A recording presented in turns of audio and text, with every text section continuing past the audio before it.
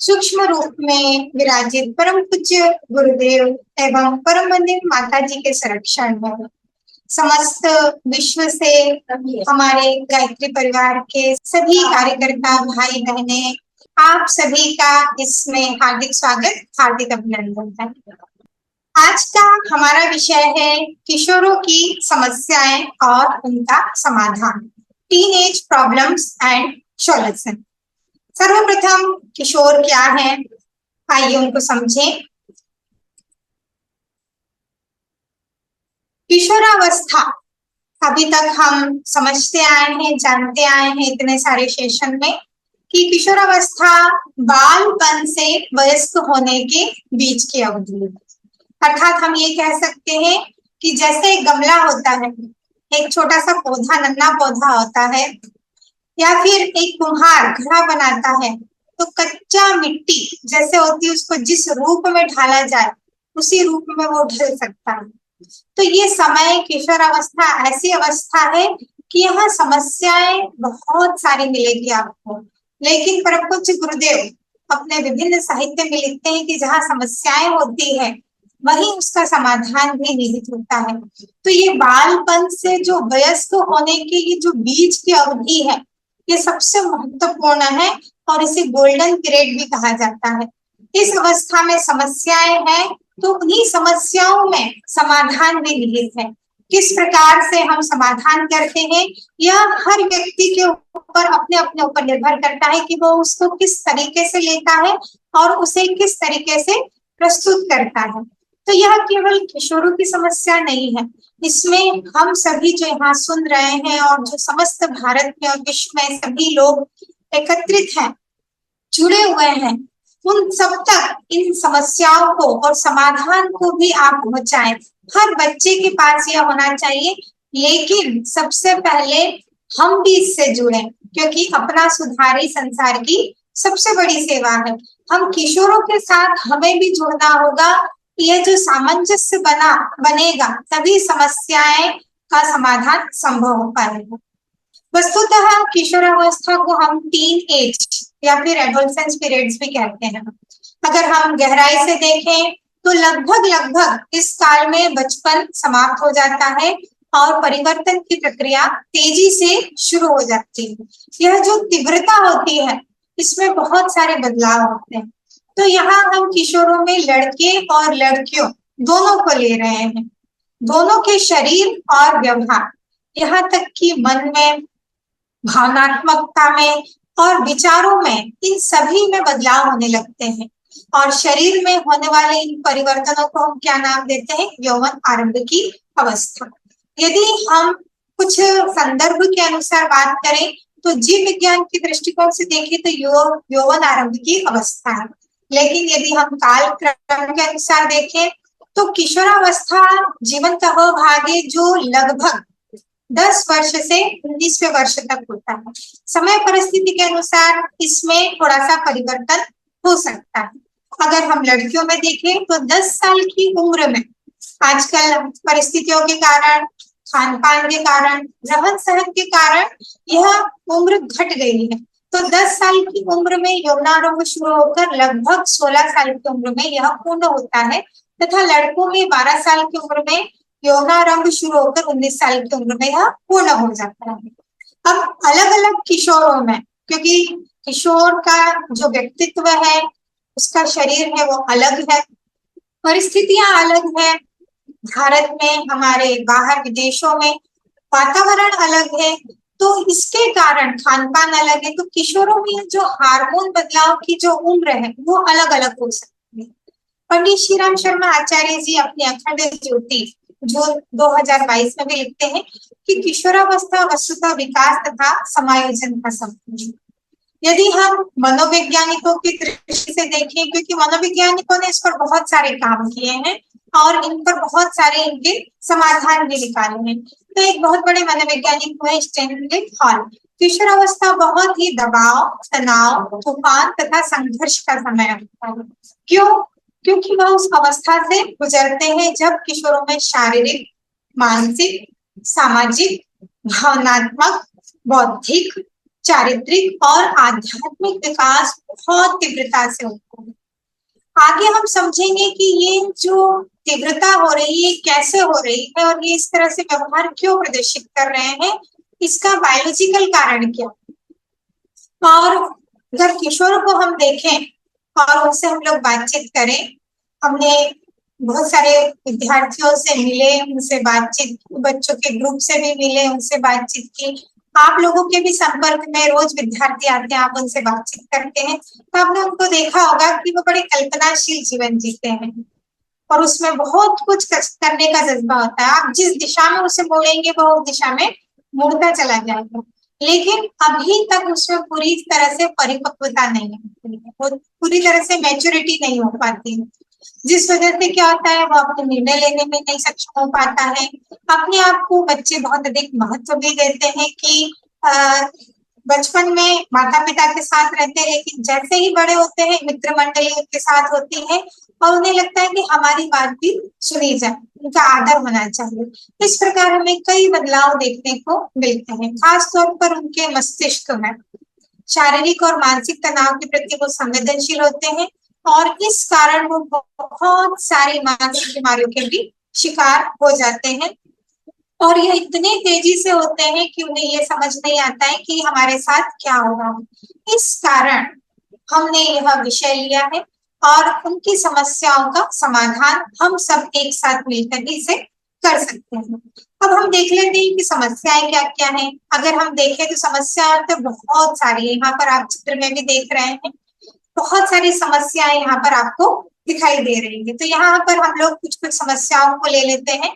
महत्वपूर्ण समस्याएं हैं जैसे कि शारीरिक वृद्धि की समस्याएं, मानसिक स्पर्धा के समायोजन की समस्याएं, शरीर में बदलाव हो रहा है, भावनात्मक बेचैनी की समस्या, पारिवारिक समायोजन की समस्या, समाज के साथ वो ठीक से एडजस्टमेंट नहीं कर पाता, उसकी भी समस्याएं होती है।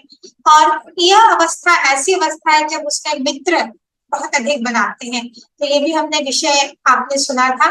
तो मित्रों के प्रति समायोजन की समस्या, लैंगिक समस्याएं, शिक्षा संबंधी समस्याएं और सबसे अधिक एक रिपोर्ट के अनुसार 2022 में WHO की रिपोर्ट के अनुसार ऐसा बताया गया है कि प्रौद्योगिकी की लत, एडिक्शन टू टेक्नोलॉजी सबसे ज्यादा हो रही है और ये 11 से लेकर 20 वर्ष तक के, यहाँ तक कि 20 से 25 तक के इसमें बहुत ज्यादा एडिक्शन की समस्याएं देखने को आ रही है, पूरी तरह से एक लत लग गई है।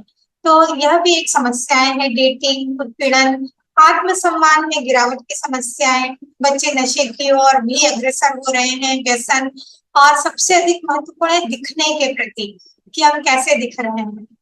तो यह एक लड़की और लड़कियों में मोस्ट कॉमन प्रॉब्लम है। इसका उल्लेख हमें टाइम्स ऑफ इंडिया जनवरी 2023 का एक लेख था, उसमें बहुत ही इसको विस्तार से बतलाया गया था कि आज की जो समस्या है वो दिखने के प्रति सबसे अधिक है। तो आइए हम एक एक समस्याओं को देखते हैं और उनके हम समाधान को लेकर चलते हैं। तो सबसे पहला आता है शारीरिक वृद्धि की समस्याएं। हम सभी जानते हैं कि किशोरावस्था में शरीर में बहुत तेजी से और असंतुलित रूप से परिवर्तन होते हैं, उनकी मांसपेशियों का विकास होता है। लड़कियों में मासिक धर्म और लड़कों में स्वप्न दोष शुरू हो जाते हैं। बहुत सारे बच्चों में चेहरे पर मुहासे आने लगते हैं, बहुत ज्यादा तनावग्रस्त रहने लगते हैं, आत्म जागरूकता बढ़ती है। किशोरावस्था में लड़के तथा लड़कियों दोनों में जो जनन तंत्र है उनका विकास होता है। अधिकतर ऐसा होता है कि लड़कियों की आवाज सुरीली और लड़कों की आवाज भारी होती है। तो इस अवस्था में इतने तेजी से बदलाव होते हैं जैसे कि बेचैनी, शांति, निराशा, चिड़चिड़ापन, मानसिक रूप से अव्यवस्थित एवं असंतुलित करने वाले शारीरिक तत्व होने लगते हैं। कुछ मोटापे से परेशान होते हैं, चेहरा लंबा हो जाता है, पतला हो जाता है, झुर्रियां हो जाती है और असामान्य शारीरिक आकृति होती है। तो इस अवस्था में इतने अधिक बदलाव होते हैं कि वो समझ नहीं पाता है कि क्या हो रहा है। तो इसका एक कारण जब बच्चों से एक बहुत अधिक लोग बच्चों को बुलाया गया और जगह जगह स्कूल कॉलेजों में हमारे जो यूनिवर्सिटी के विद्यार्थी है वो इसी पर काम कर रहे हैं, डिसर्टेशन PhD कर रहे हैं। तो हमने कहा कि हम लोग चलते हैं और उन लोगों से पूछते हैं, तो सबसे अधिक जो कारण हमें दिखाई दिया कि शारीरिक वृद्धि सब बच्चों की बढ़ती है, लेकिन किन्हीं किन्हीं की क्या हो जाता है, दिक्कतें कहाँ आती है, कोई मोटाप हो जाता है, कोई क्या होता है। तो हार्मोनल चेंजेस तो होते हैं, खान पान होता है, लेकिन सबसे अत्यधिक जंक फूड का सेवन करने से उनकी जो ग्रोथ होनी चाहिए वो रुक जाती है। साथ ही तकनीकों की लंबे समय तक एक ही अवस्था में बैठे हैं, घंटों घंटों एक ही अवस्था में बैठे हैं, इस कारण भी उनका जो स्ट्रक्चर होता है, जैसा होना चाहिए, जैसा विकसित होना चाहिए, वो नहीं हो पाता है। तो एक कारण इसका यहाँ पर भी आता है। तो एक हम इसको यहाँ पर देख सकते हैं, आप चित्र में देख रहे हैं, यहाँ पर मोबाइल की लत से असंतुलित शारीरिक स्थिति की समस्याओं को यहाँ पर दर्शाया गया है। अभी हम जगह जगह गए तो जहां देखो, ट्रेन में देखो, घर में देखो, और कहीं भी बच्चा थोड़ा सा भी, पेरेंट्स कुछ काम कर रहे हैं, यहाँ तक कि पेरेंट्स भी लगे पड़े हैं, बच्चे भी लगे पड़े हैं और झुक झुक कर। तो इस तरह से उनकी बहुत सारी स्पाइनल कॉर्ड से लेकर आपका पूरा सर्वाइकल स्पॉन्डिलाइटिस से पूरा आपका बॉडी प्रभावित करता है। साथ ही जब हम इधर राइट साइड देखते हैं तो यहाँ भी कुछ आंकड़े दिए गए हैं। इस आंकड़ों में यह हमने देखा कि लड़कियों की तुलना में लड़कों में सबसे ज्यादा पारिवारिक तनाव, चिंता, खाने की समस्याएं और सोने की समस्याएं सबसे अधिक दिखाई गई है। और लड़के सबसे अधिक अकेलेपन के शिकार होते हैं, लॉनलीनेस के शिकार होते हैं, और इसके आंकड़े लगभग 60% अधिक पाए गए हैं अभी 2022 की रिपोर्ट के अनुसार। तो इस प्रकार हम देखते हैं कि यह एक बहुत बड़ी समस्या का रूप ले रही है। अब हम दूसरा इसकी समस्याएं देखते हैं, मानसिक। क्योंकि परिवर्तन हो रहा है तो शारीरिक विकास के साथ साथ मानसिक विकास भी बहुत तेजी से होता है। मानसिक तनाव, ज्यादा चिंता महसूस करना, क्योंकि उनकी बहुत ज्यादा आकांक्षाएं होती है, अपेक्षाएं होती हैं, आलोचना करना, निर्णय रखना, उन्हें लगता है कि हम अपने विचारों को प्रस्तुत करें, अपने आदर्शों को किसको बनाएं, कोई भी हीरो हीरोइन उनको बना लेते हैं। तो इस प्रकार वह अपनी भावनाओं को जल्दी कंट्रोल नहीं कर पाता और उनका व्यवहार कैसा हो जाता है, एग्रेसिव हो जाता है। साथ ही वो हर बात में, अब माता पिता के अलावा उन्हें अब और साथी की जरूरत पड़ती है, तो वो दोस्त ढूंढने लगते हैं। प्रत्येक संबंधित वस्तुओं का ज्ञान प्राप्त करके वो उन्हें लगता है कि हम मानसिक क्षेत्र में आगे बढ़े। साथ ही माता पिता भी आजकल प्रेशर देने लगे हैं कि बच्चों से ज्यादा माता पिता को आजकल चिंता होने लगी है कि हर क्षेत्र में हमारा बच्चा आगे बढ़े। जैसे ही बच्चा स्कूल से आता है, तुरंत थोड़ा सा भी खाना नहीं खाया, ट्यूशन भेज देते हैं, ट्यूशन से जैसे आया फिर संगीत क्लास में भेज देते हैं। तो उसको थोड़ा सा एक लिमिट भी रखनी होगी। ये नहीं है कि हम नए उसमें भाग न दिलाएं, लेकिन ये सब चीजों का भी हमें समय प्रबंधन को ध्यान में रखकर, बच्चे को ध्यान में रखकर ही सब करना होगा। अगर हम किशोरों का मानसिक विकास श्रेष्ठ होता है तो उन्हें समायोजित की समस्याओं का सामना भी करना पड़ता है। माता पिता, अध्यापक उन्हें बहुत ही अधिक कठिन प्रतिस्पर्धा में डाल देते हैं। अक्सर देखा जाता है कि अलग अलग तरह के बच्चे होते हैं। एक किशोर वो होते हैं जिनका मानसिक विकास बहुत ही धीमी गति से होता है। उन्हें समायोजन की समस्याओं का सामना इसलिए भी करना पड़ता है कि उन्हें लगता है कि स्कूल का वातावरण प्रतिभाशाली विद्यार्थियों के विषय में निपुणता प्राप्त करना कठिन है। मतलब जो प्रतिभाशाली है उनसे हम आगे नहीं आ सकते, और प्रतिभाशाली विद्यार्थी भी चिंता से ग्रसित है क्योंकि उन्हें लगता है कि अध्यापक को लगता है कि ये और आगे बढ़ सकते हैं। तो इस प्रकार जो प्रतिभाशाली, उनकी प्रतिभा भी त्रस्त हो रही है, वो चिंता से ग्रसित होती है। अब हम ये समझते हैं कि ये हो क्यों रहा है, क्या कारण क्या है। तो यहाँ पर आप किशोर तथा वयस्क मस्तिष्क के बीच अंतर को हम यहाँ पर समझते हैं, इस प्रकार से है जैसे कि हम अपने देखते हैं मानव खोपड़ी के अंदर मस्तिष्क है हमारा। आप सभी ने अखरोट का प्रयोग किया होगा। अखरोट की तरह हमारा पूरा ब्रेन हमारे स्कल में विद्यमान होता है। इसके बहुत सारे भाग हैं, लेकिन यहाँ पर हम किशोरों के लिए कुछ मुख्य भागों के जो उनके क्रियाकलाप हैं वो पूरी तरह से विकसित नहीं हो पाते हैं। कौन कौन से होते हैं उनको समझते हैं। जैसे कि यहाँ पर आप लेफ्ट साइड देख रहे हैं प्रीफ्रंटल कॉर्टेक्स, ये आपका प्रीफ्रंटल कॉर्टेक्स। ऐसा इसमें लिखा है कि जब यह पूर्ण विकसित नहीं हो पाता है तो जो किशोर होते हैं वो उच्च जोखिम वाले व्यवहार की संभावना उनमें बहुत अधिक हो जाती है।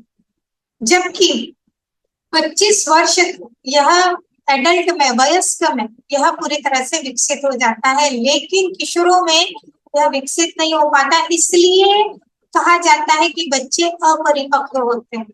उनकी को करने का तो बहुत होता है, लेकिन वो परिपक्वता किसी कारण नहीं आ पाती। दूसरा जो ब्रेन का महत्वपूर्ण भाग है मस्तिष्क के भीतर, यदि हम मस्तिष्क को देखें और जैसे एक रीढ़ होती है, अगर हम एक लकड़ी को ऐसे डालें और इस तरह से डालें तो बीचों बीच आपका एक लिम्बिक सिस्टम अंगूठी के आकार की तरह होता है, उसके अंदर होता है एमिगडाला। तो मस्तिष्क के भीतर एक एमिगडाला है, अगर वह विकसित ठीक से नहीं हो पाता है तो बच्चों में बहुत अधिक आवेग हो जाता है। यदि पेरेंट्स कुछ भी बोलते हैं तो बहुत ही अधिक आवेग प्रदर्शित करते हैं, डरते हैं या फिर आक्रामक एग्रेसिव वाला व्यवहार प्रदर्शित करने लगते हैं।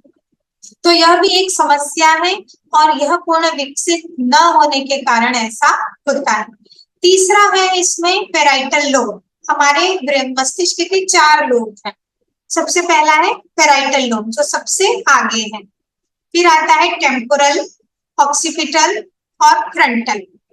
ठीक है, तो पेराइटल लोब आपका पूर्ण विकसित न होने से मिली जानकारी, जो भी उसको जानकारी मिलती है उसको प्रभावी ढंग से वो संसाधित नहीं कर पाता। जैसे उसको कुछ समझाया गया, कुछ अच्छी बताया गया या कुछ ड्रग्स बताया गया तो वो उसको ठीक से समझ नहीं पाता है और वो उसको लेने लग जाता है। तो ये इसके कारण भी होता है। अगला है इसका हिप्पोकैम्पस, मस्तिष्क का ही एक भाग है। यह स्मृति और सीखने का सबसे महत्वपूर्ण केंद्र है जो बच्चे में सबसे अधिक होता है। अगर उन्हें सीखने की ललक सिखाई जाए तो वो बहुत आगे बढ़ सकते हैं, लेकिन इसके पूरी तरह के क्रियाशील न होने पर कुछ भी सही या गलत कैसा भी वो सीखने की जबरदस्त ललक बनी रहती है, और वो गलत भी अगर सीख लेता है तो वो उसके लिए बहुत ही ज्यादा नुकसानदायक हो जाता है, वही समस्याओं को करता है। अब ये सब चीजों को हम किस प्रकार से कंट्रोल करें, कैसे करें, ये नियंत्रित हो सकती है और ये धीरे धीरे उम्र के अनुसार ही होगा ये, लेकिन हम योगाभ्यास के माध्यम से इसको कर सकते हैं, नियंत्रित किया जा सकता है, जिसको हम लोग आगे और समझेंगे।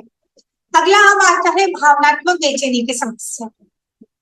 यहाँ पर आप एक एज देख रहे हैं और ब्रेन को देख रहे हैं। इस उम्र में किशोरों को छोटी छोटी बातों पर गुस्सा आ जाता है, बिना किसी बात को समझे ही बच्चे आक्रामक हो जाते हैं और किसी बात के लिए अपना दृष्टिकोण बिना सोचे समझे रख देते हैं। कोई चीज पसंद आई तो उसको लेना है। किशोरावस्था में व्यक्ति की मनोस्थिति बहुत जल्दी बदलती रहती है, मतलब मूड, जैसे हम कहते हैं मूड डिसऑर्डर जैसा एक उनके अंदर आने लगता है, स्विंग होने लगता है। अभी ये किया, दूसरे पल ये करने लगे, तीसरे पल ये करने लगे। तो एक पल किशोर बहुत खुश महसूस करता है, दूसरे पल बहुत ज्यादा उदासी में चल जाता है, अपना मनचाहा काम बहुत उत्साह के साथ कभी करता है तो कभी नहीं कर पाता। इस एज में किशोरों का दूसरे व्यक्ति से लगाव भी होने लगता है, तो गंभीर भावनात्मक रूप भी ले लेता है। वो सब जानना चाहता है, हर चीज को जानने की कोशिश करता है, उसे नहीं पता है, जिससे उसे लगता है उससे फायदा होगा वही चीज वो ले लेता है, उसके लिए वह एडिक्शन भी हो सकता है। और पहले की अपेक्षा कम डरने लगते हैं, उनके डर की भावना कम हो जाती है, वो और अधिक हर नई नई चीजों को खोजने लगते हैं। तो ये क्यों हो रहा है, कैसे हो रहा है, तो यहाँ पर एक ब्रेन को दिखाया गया है। यहाँ पर राइट साइड में आपका 15 वर्ष से लेकर इधर अगर आप देखें तो 20 वर्ष, कलर में आप डिफरेंस देख सकते हैं। यहाँ पर आपका ब्रेन अलग अलग तरह से दिखाई देगा, और यहाँ पर जब पेन आपका नीला रंग का है, यह प्योर मैच्योरिटी को दिखा रहा है। अगर हम ब्रेन को देखें तो उसमें व्हाइट मैटर और ग्रे मैटर होता है, जो उसकी मैच्योरिटी को धीरे धीरे उसका जो वॉल्यूम है वह कम या ज्यादा होता रहता है। तो एक मैच्योरिटी धीरे धीरे उसमें बड़ी उम्र में आती रहती है, लेकिन इधर वाले ब्रेन में कम आ रही है।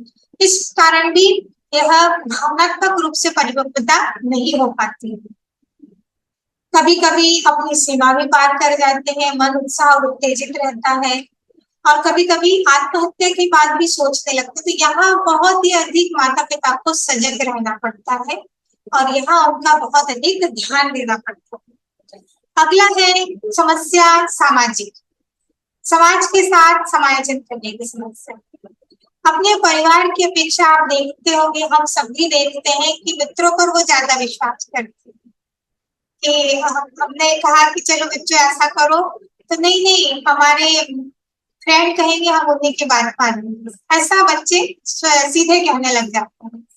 अगर किसी काम को परिवार या समाज किशोर को मना करता है तो किशोर उसके प्रति अलग रवैया बना लेते हैं, गलत आदतें उन्हें लगने लगती है, नशा करना।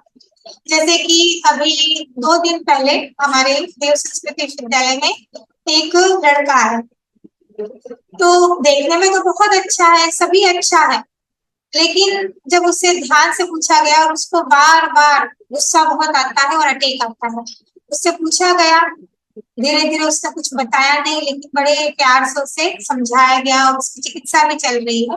उससे पूछा गया तो उसने कहा कि जबरदस्ती मुझे बच्चों ने सिगरेट पिला दी, तब से मुझे बहुत मजा आने लगा और मैं उसको लेने लगा। तो ये नशा करना यही से शुरू हो जाता है, जिसे माता पिता को, जो शिक्षक को, उनको बहुत ही ध्यान रखने योग्य यह बात है और उनको वहीं पर उसका समाधान करना अनिवार्य हो जाता है। साथ ही अपोजिट जेंडर की तरफ आकर्षण भी होता है, एक साथी बनाने लगते हैं और हमेशा ऐसा काम करना चाहते हैं कि उनकी तारीफ हो। इस प्रकार समाज में जो विद्यमान मूल्य है उनको नहीं समझ पाते हैं, रीति रिवाज परंपराओं को वो नहीं समझ पाते हैं। तो यहाँ सबसे अधिक आवश्यकता है हम उन्हें अपनी भारतीय संस्कृति से जोड़ें, हम उन्हें महापुरुषों से जोड़ें। यहाँ पर हमें बहुत ही अधिक सजग रहना है। तो इस प्रकार हम जो भी करते हैं उन्हें ऐसा लगता है कि हम सही कर रहे हैं, बहुत सारी त्रुटियां निकालते भी हैं तब भी उन्हें लगता है कि नहीं हम सही कर रहे हैं, उन्हें बहुत सारी बातें चुभने भी लगती हैं। और अगर और समस्याएं देखें तो पारिवारिक समायोजन की समस्याएं भी आती है। किशोर उनको स्वतंत्र व्यवहार का विरोध करते हैं, वो चाहते हैं कि हम बिल्कुल स्वतंत्र हो, नकारात्मक अभिवृत्ति अपना लेते हैं, माता पिता से झगड़ने लगते हैं। कभी कभी हम किशोरों से पूछते हैं तो वो इस प्रकार का उत्तर देते हैं कि मेरे माता पिता मुझ में दोष निकालते हैं, मुझे विश्वास है कि दोष मुझ में नहीं है। इस प्रकार पिताजी मुझ पर छूटता हुआ व्यंग कर देते हैं, इसलिए मैं कोई भी बात कहने से डरता हूँ। ये डर उनके अंदर समाई होती है तो समस्याएं वही अटक जाती है, समाधान नहीं हो पाता है। तो ये डर को खत्म करना है। तो यह सबसे महत्वपूर्ण चीज है कि छोटी आयु में विवाह करने के लिए विवश करके उनका जीवन नष्ट करते हैं। अभी भी हम लोग गाँव में देखते हैं कि छोटी उम्र में ही उनका विवाह कर दिया जाता है। किशोरों के मन में सामाजिक दर्शन के कारण संघर्ष भी उत्पन्न होता है। तो ऐसे में जागरूकता फैली है, लेकिन पूर्ण रूप से जागरूकता अभी भी हमारे गांव में नहीं आ रही है। तो विवाह के संबंध में किशोर किशोरों के विचारों को महत्व देना चाहिए, अध्ययन के लिए उनको पर्याप्त स्वतंत्रता देना चाहिए, से सहानुभूतिपूर्ण व्यवहार करना चाहिए ताकि वो डरे नहीं, अपनी बातों को बहुत अच्छे से प्रस्तुत कर सके। और भी समस्याएं हैं, मित्रों के प्रति समायोजन की समस्या। मित्रों को भी आपने पूरा एक लेक्चर में समझा था कि उनको मित्रों की आवश्यकता होती है जिन पर वो पूर्ण विश्वास कर सकते हैं, लेकिन ऐसे मित्र मिलना बहुत ही कठिन हो जाता है। स्वतंत्र पूर्ण विचार विमर्श कर सके। लड़कियों की मैत्री लड़कों की अपेक्षा संवेदनात्मक होती है, लड़कों में दोस्त बनाने की प्रवृत्ति सबसे अधिक पाई जाती है और सच्ची सहेलियां बनाने की प्रवृत्ति उनकी कम होती, बना नहीं पाती। साथ ही औषध व्यसन, बहुत सारे ऐसे समूह के सदस्य बन जाते हैं जिसमें मनोरंजन आधार पर शुरू किया जाता है, वो धीरे धीरे औषध का रूप ले लेती है। मद्यपान, धूम्रपान, किशोरों की यह स्थिति बन जाती है। और समस्याओं को देखें तो लैंगिक समाज की समस्याएं, लैंगिक जीवन की तेजी से वृद्धि होती है, बहुत अधिक उनमें आकर्षण होता है, कई कारणों से वे चिंतित और बेचैन होते हैं, उनके अंदर कई प्रकार के डर उत्पन्न होते हैं। तो इस प्रकार हमने विभिन्न तरह की समस्याओं को समझा। अब आइए अब हम इनके समाधान पर आते हैं। समाधान किस प्रकार? अभी हमने शारीरिक, मानसिक, भावनात्मक सभी तरह की समस्याओं को देखा। समाधान के लिए सबसे पहला जो महत्वपूर्ण है, निरीक्षण, ऑब्जर्वेशन। आप सबसे पहले अपने बच्चे को देखते रहिए, कुछ मत बोलिए, बस उसको ऑब्जर्व करिए। घर में सुबह से लेकर शाम रात तक क्या करते हैं, कैसे करते हैं। आपको यदि आप व्यस्त हैं तब भी आपको समय निकालना होगा। यदि आप शिक्षक हैं तो यदि आपको थोड़ा भी डाउट लगता है, थोड़ा सा भी लगता है कि बच्चा थोड़ा सा व्यवहार इसका बदल गया है, जैसे आपको लगे कि इसकी वाणी चेंज हो गई है, वाणी बदल गई है, व्यवहार बदल गया है, यह पहले जैसा अमित था वैसा नहीं है, तब क्या करना है? सबसे पहले निरीक्षण करना। निरीक्षण भी दो तरह से होता है, एक तो सहभागी और असहभागी। दूर रहकर पहले देखिए क्या क्या हो रहा है, स्कूल में बच्चे क्या कर रहे हैं, ट्यूशन जाते हैं तो क्या कर रहे हैं, इन सबको आपको देखना होगा, क्योंकि समाधान हमें ढूंढना है तो उसको ऑब्जर्व करना होगा। और अपना भी आत्मनिरीक्षण जरूर करते रहिए। उसके बाद बच्चे के साथ मिलकर उसके साथ हर गतिविधि में भाग लेने का प्रयास कीजिए। अब अगला स्टेप आता है परामर्श।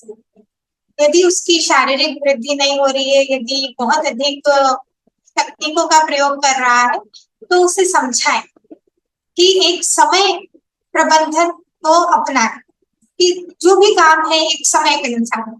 आप मत बनाइए समय सारणी, आप बिल्कुल मत बनाइए। बच्चों को स्वयं कहिए कि एक बोर्ड लगा दीजिए अपने वहां पर, या एक चार्ट, जहां बच्चा का कमरा है वहां पर एक बोर्ड चार्ट लगा दीजिए और बच्चे को बोलिए कि इसमें वो लिखे और उनका पालन करें केवल सप्ताह भर, क्योंकि छोटे छोटे संकल्प लेंगे तभी बड़े बड़े काम होंगे। ऐसा नहीं है कि पूरे साल भर तक आपको इसका पालन करना, नहीं, सप्ताह भर तक छोटे छोटे संकल्प लेकर इनका पालन करें।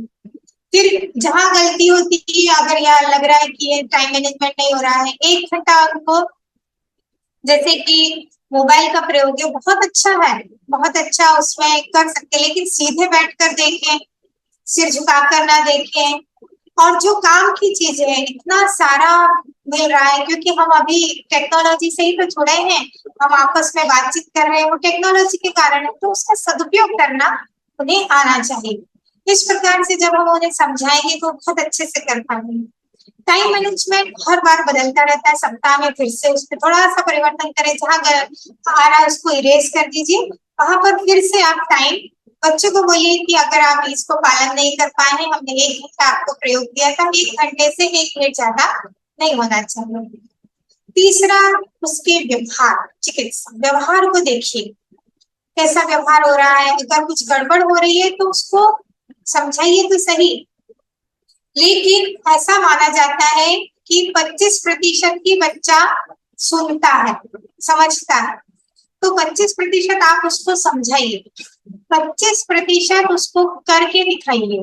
आपको भी करना पड़ेगा ये सब चीजें, समय प्रबंधन का आपको भी पालन करना होगा। यदि आप माता पिता हैं, शिक्षक हैं या बाल संस्कार शाला चलाते हैं तो उसको आपको भी करना होगा, तो उसके साथ आप भी कीजिए। तो 50% हो गए, 25% आप उसको करने को कहिए कि अब हम करते हैं, इस अप्लाई करते हैं।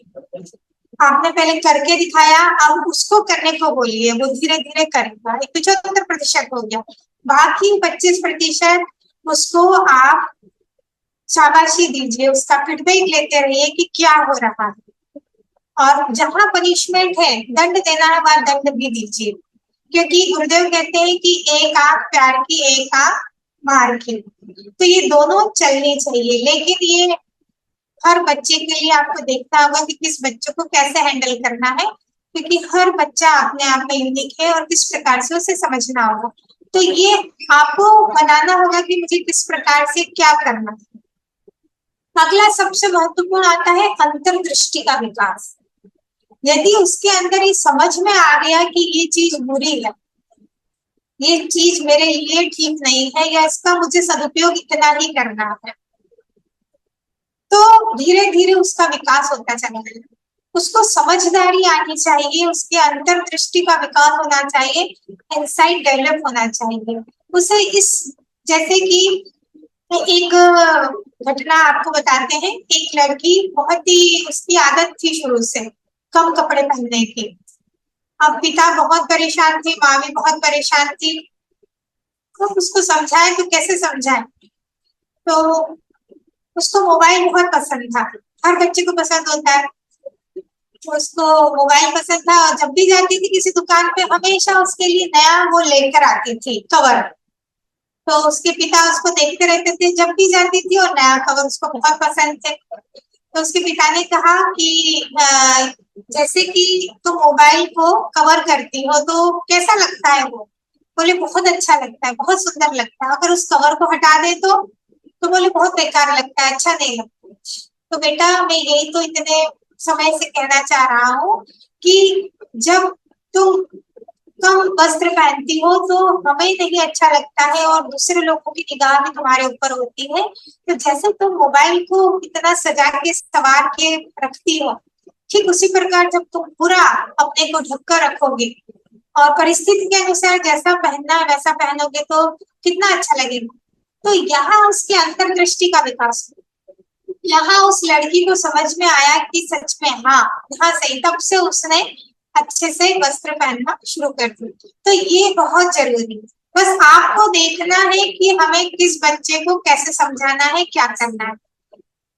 इसके लिए आप जो भी समस्याएं हमने पढ़ी उसके लिए उचित वातावरण उपलब्ध कराएं।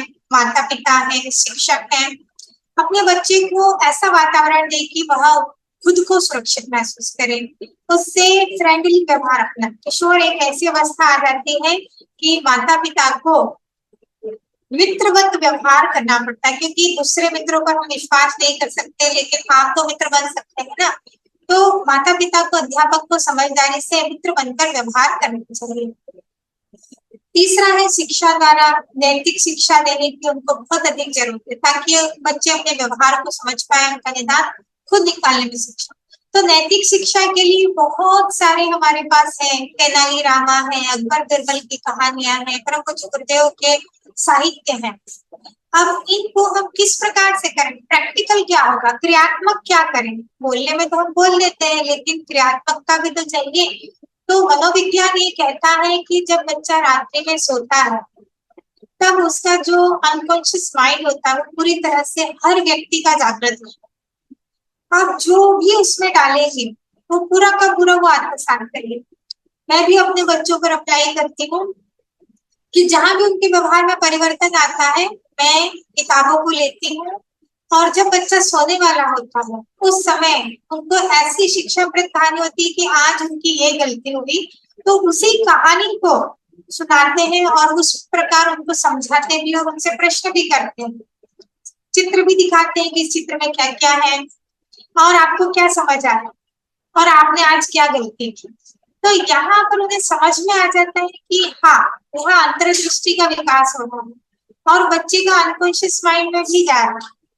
कभी कभी सोते समय गीता का पाठ उन्हें सुनाए, पतंजलि योग सूत्र सुनाए, मंत्रों का बहुत प्रभाव होता है। तो इस प्रकार अलग अलग दिन आप अलग अलग करें तो बहुत अधिक परिवर्तन होता है। एक रिसर्च भी की गई देहरादून में, उसमें भी यह प्रयोग किया गया और बहुत अधिक लाभ मिले। 40 बच्चों ने इसमें भाग लिया और 40 बच्चों में हमने ऐसे बच्चे सिलेक्ट किए जिनको बहुत ही आक्रामकता थी और 2 महीने तक लगातार यह अभ्यास कराया गया और उनके बहुत अच्छे रिजल्ट आए। तो ऐसा किया जा सकता। अगला है उनकी बातों को सुनिए, उनके मित्र बनकर कि उनको क्या समस्याएं हैं और क्या कारण है जिसके कारण वो बुरा महसूस कर रहे हैं।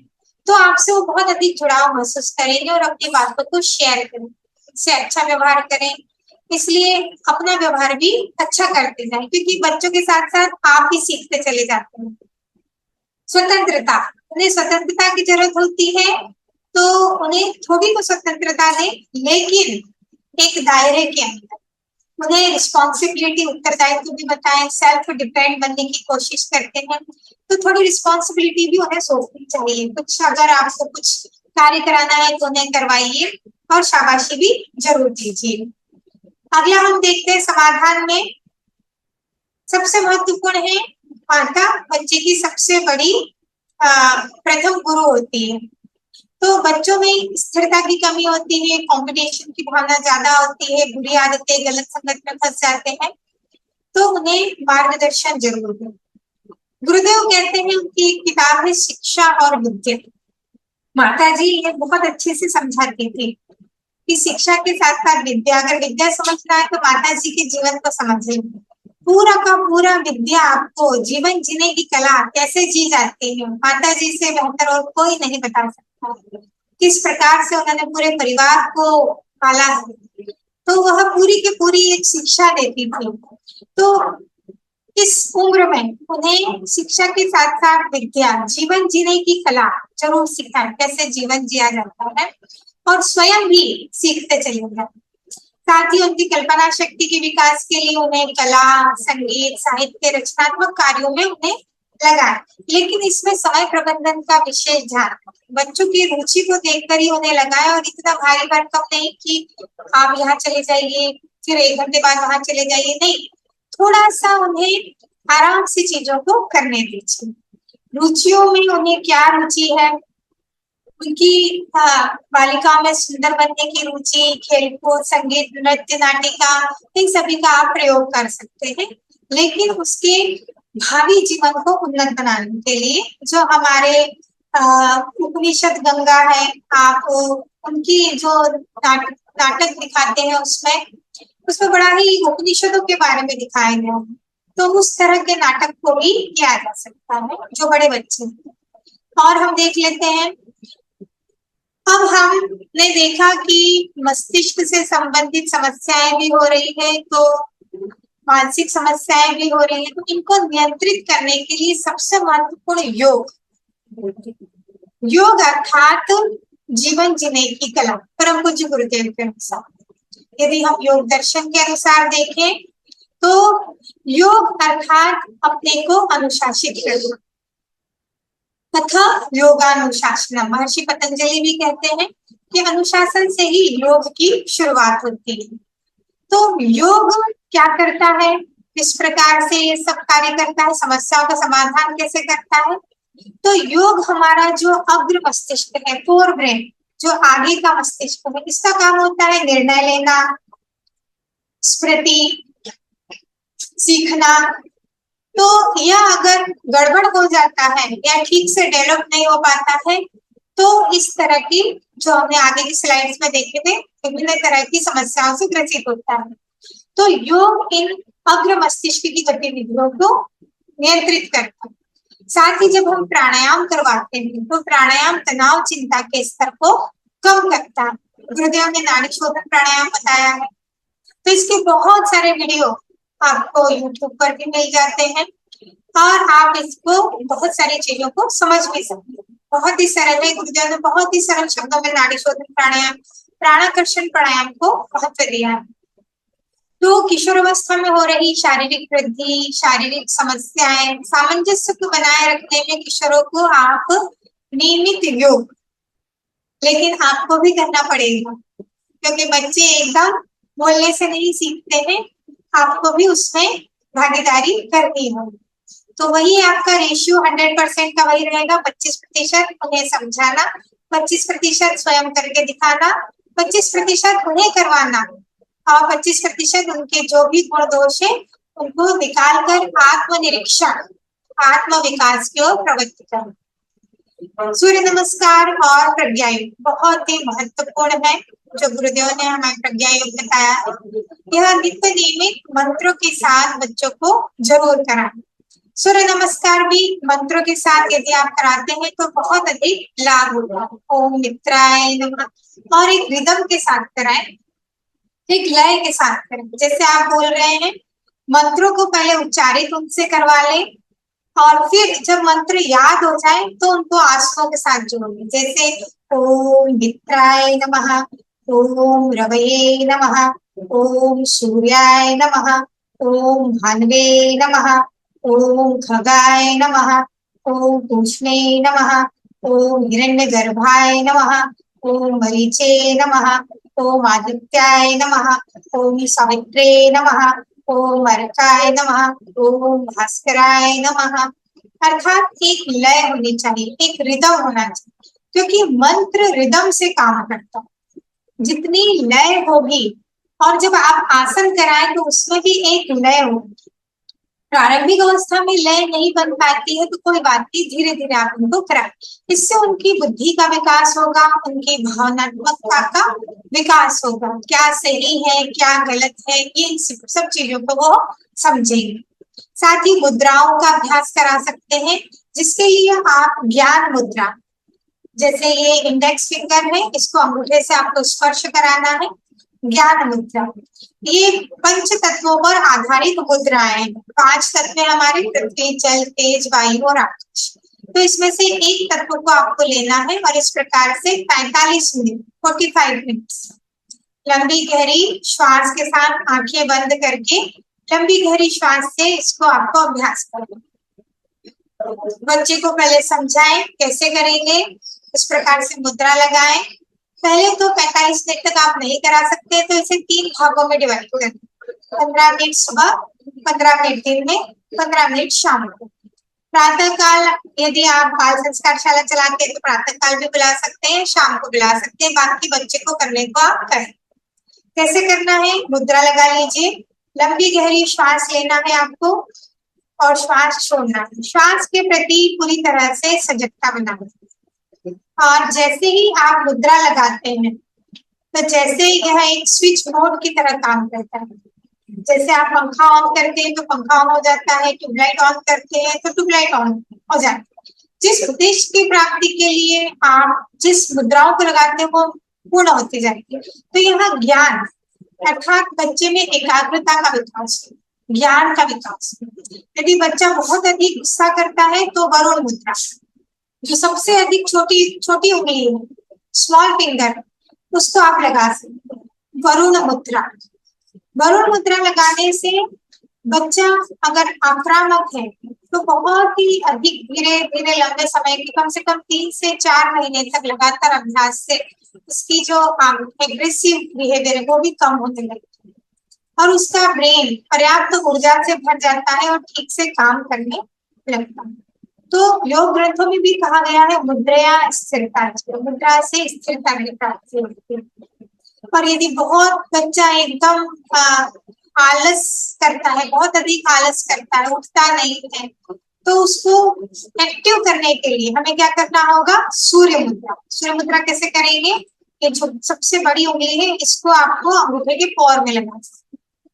तो इस प्रकार आप मुद्राओं का अभ्यास कर सकते हैं। हम और मुद्राएं आपको भेज देंगे, सेंड कर देंगे। तो पूरा चार्ट है और गुरुदेव की भी किताब है, आसन प्राणायाम मुद्राओं से हम किस प्रकार से रोग का निवारण करें, उसमें भी मुद्राओं का अभ्यास किया गया। अगला है बच्चों का शारीरिक वृद्धि बहुत अच्छी है, उसके लिए उनको पौष्टिक आहार जरूर दें, उनको प्रयास कराएं, क्योंकि पौष्टिक आहार बहुत ही कम लेते हैं, लेकिन प्रयास कराएं कि नियमित पौष्टिक आहार लें। यदि मन करता है कुछ खाने का तो घर पर ही 2 महीने में एक बार जरूर बनाएं, ताकि वो चटपटा भी थोड़ा खा सके।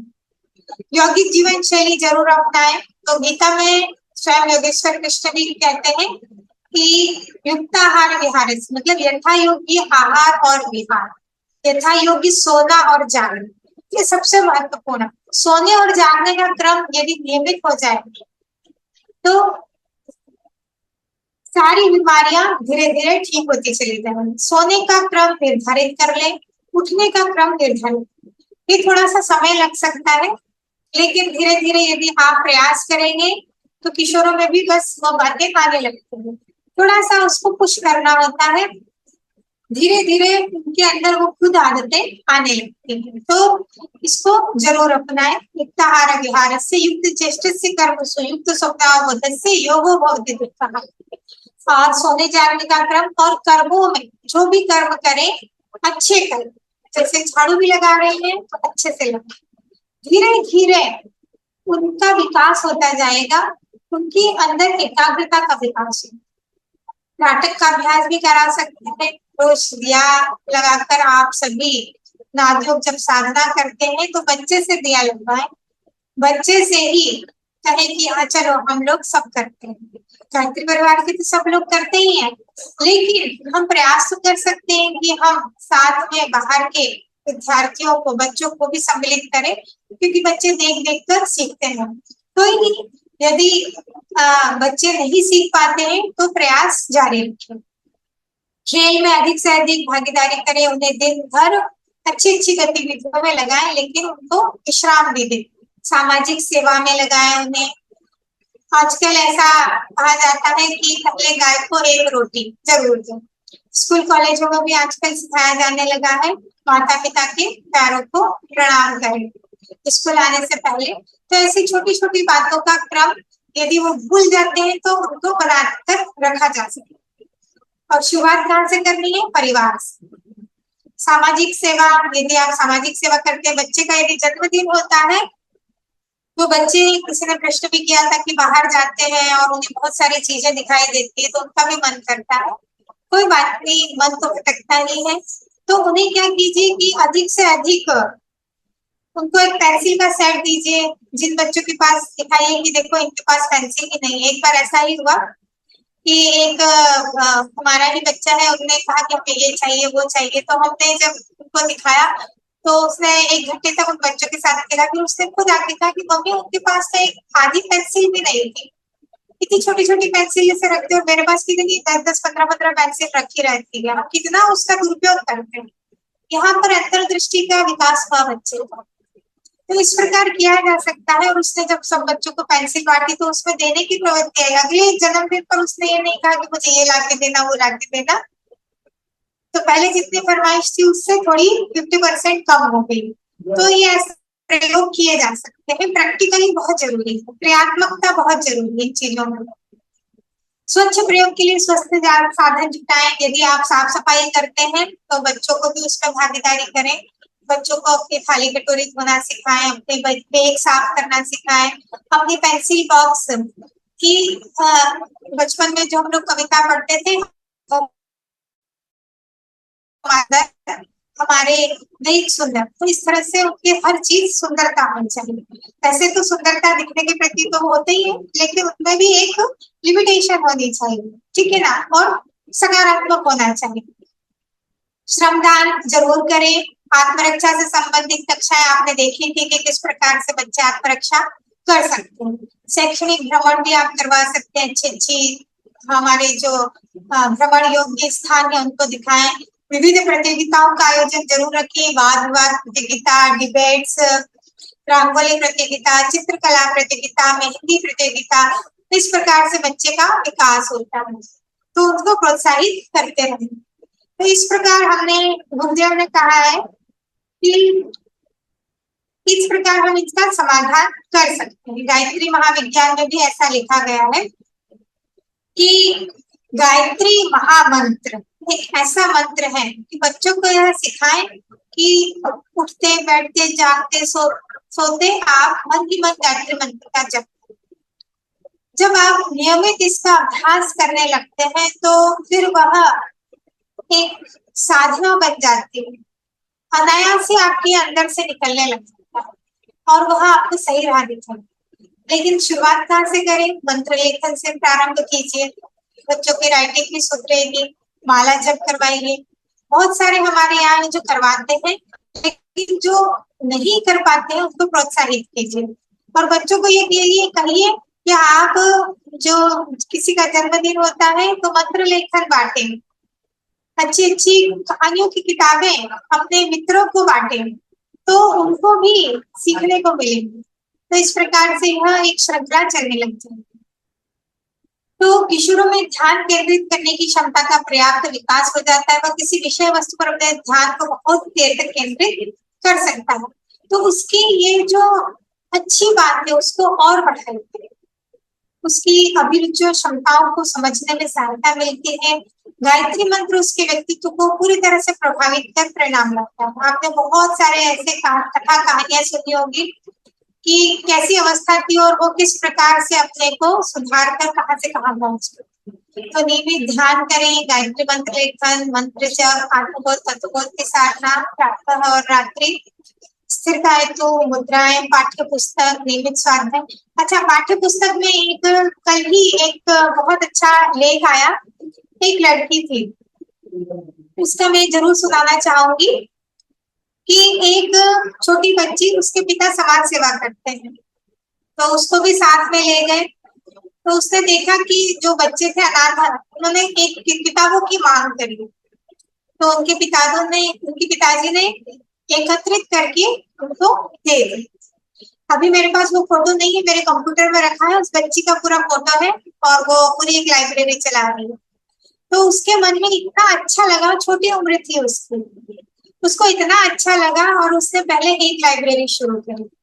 कैसे शुरू करी? उसके पास जो भी किताबें थी घर में उसको इकट्ठा किया, आस पड़ोस से जो भी किताबें थी उन सबको इकट्ठा किया और एक लाइब्रेरी बना दी।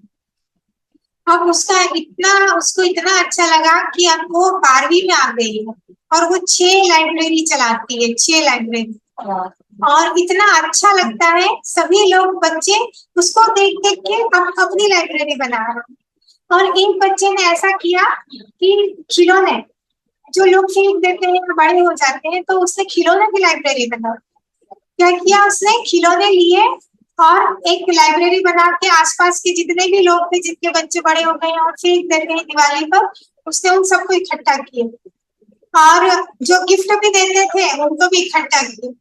और बच्चे वहां पर आते हैं, अच्छे अच्छे खिलौने से खेलते हैं और फिर वापस वही रखकर चले जाते। और लिखा भी होता है कि कोई भी सामान को तोड़ना नहीं, आपको अच्छे से करना है। तो देखो क्रियात्मकता कितनी अच्छी है। तो बच्चे बच्चों से ही सीखते हैं। तो कहा उसने एक छोटी सी बात को लेकर कहा 6 लाइब्रेरी खोल ली और कहा उसने 2 अपनी लाइब्रेरी खिलौनों की खोल ली। तो ऐसा किया जा सकता है, ऐसी चिंतन शक्ति उसमें विकसित की जा सकती है। तो इस प्रकार उन्हें हम आगे बढ़ा सकते हैं। इससे उनका चरित्र निर्माण भी होता है, अच्छी संगति होती है, उनकी एकाग्रता बढ़ती है। भारतीय संस्कृति की विशेषताओं से उन्हें जरूर परिचित करवाएं, राष्ट्रीय विषय के बारे में उन्हें बताएं, तात्कालिक भाषण, इन सभी में उनको आगे बढ़ाएं, नैतिक शिक्षा में भी उनको आगे बढ़ाएं। इस प्रकार से हम उनको बहुत आगे बढ़ा सकते हैं। कुछ यहाँ पर हम और देख लेते हैं, किताबों का संग्रह भी है। इस प्रकार हमने यहाँ देखा कि उनका जब हम सब ये सब कार्य करते हैं तो उनका परिणाम क्या होता है।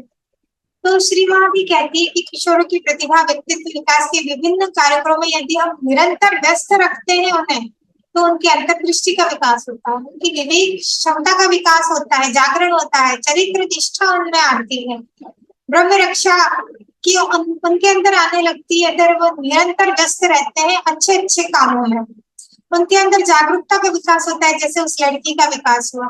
सभी क्षेत्रों में कुशलता के अर्जन वो करने लगते हैं, उनके जीवन लक्ष्य का निर्धारण हो जाता है कि मुझे आगे क्या करना है, उन्हें अपनी शक्तियों का बोध होने लगता है। इस प्रकार वो देश सेवा के लिए आगे आने लगते हैं। तो कुछ यहाँ पर किताबें हैं, बाल निर्माण की कहानियां, कुछ पुस्तकों का सेट है, उनको भी आप देख सकते हैं। समय का सदुपयोग, शिष्ट बने सज्जन कहलाएं, बाल नीति शतक, बड़े आदमी ने महामानव बने, ये सब गुरुदेव के साहित्य है।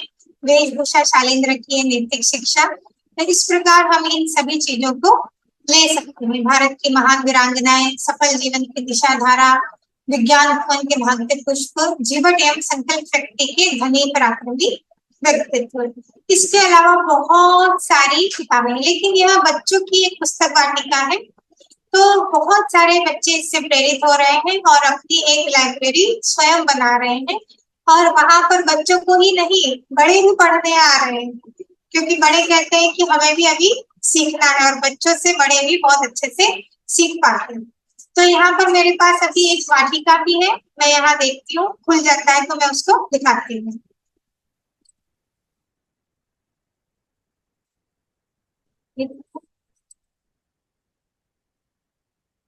ये देखिए, आपको दिखाई दे रहा है बच्चों की पुस्तक वाटिका।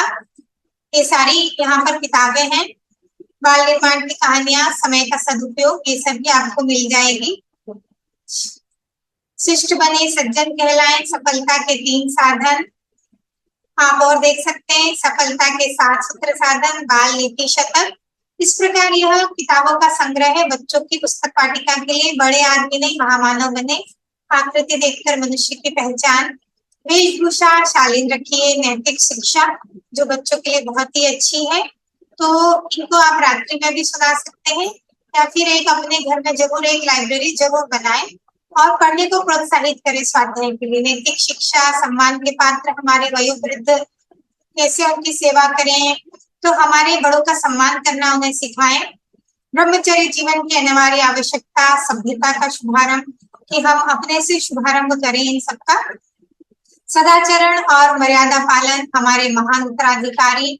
विश्व की महान नारियां, मनोबल के धनी, कि विकलांग भी होकर कितने लोग आगे बढ़ रहे हैं। उनकी बाल घटनाओं को सुनाएंगे किस प्रकार वो आगे बढ़ेंगे। तो विचार क्रांति, शौर्य पराक्रम के कीर्ति स्तंभ, भारत की महान वीरांगनाएं, सेवा धर्म, सेवा किस प्रकार हम करें, सफल जीवन की दिशा धारा, ये सभी आपको मिल जाएगी। इस प्रकार आप इस सबको देख सकते हैं। हमारी संस्कृति से भी परिचित कराएं और हमारे भारतीय इतिहास के जो कीर्ति स्तंभ है उनसे भी परिचित। तो आज आपने बड़ी तन्मयता से उनको सुना। आप सभी का बहुत बहुत धन्यवाद।